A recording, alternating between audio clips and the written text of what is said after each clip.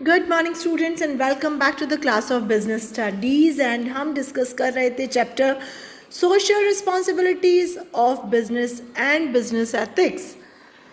तो बच्चों, जब हम सोसाइटी में रहते हैं तो सोशल रिस्पॉन्सिबिलिटीज़ तो हमारी और बिजनेस की बनती ही हैं। अब एक बहुत बड़ी जिम्मेदारी होती है हमारी भी और हर बिजनेस की भी टुवर्ड्स आवर एनवायरनमेंट, हमारे पर्यावरण के प्रति।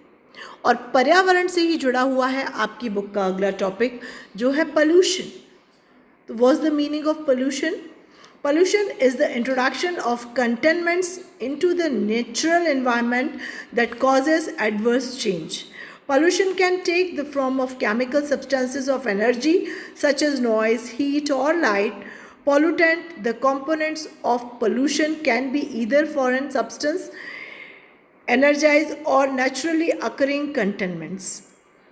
और बहुत ही सिंपल शब्द में अगर हम पोल्यूशन के बारे में जाने तो कहेंगे when undesirable elements disturb air, water, land, so we can say the feature of phenomena known as pollution and substance known as the pollutant. तो ये है पोल्यूशन का मीनिंग। और अगर हम पोल्यूशन को जानें तो pollution is the introduction of containments into the natural environment that cause adverse change. वही डेफिनेशन जो हमने अभी पढ़ी।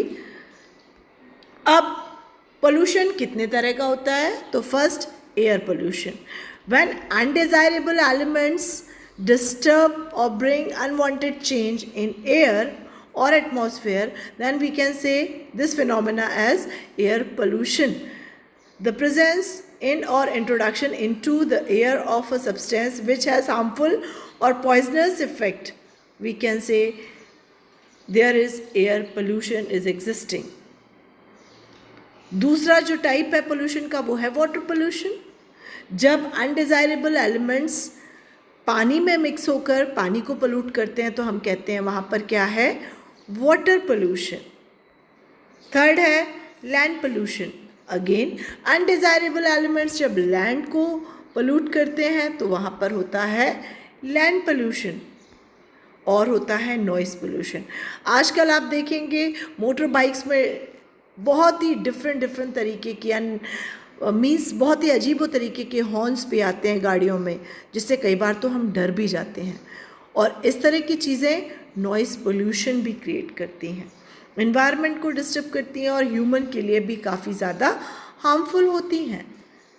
तो ये जो नॉइस पोल्यूशन है इसे एनवायरमेंटल नॉइस और साउंड पोल्यूशन भी कहा जा सकता है। आप पिछली क्लासेस में भी इन पोल्यूशन के बारे में पढ़ चुके हैं।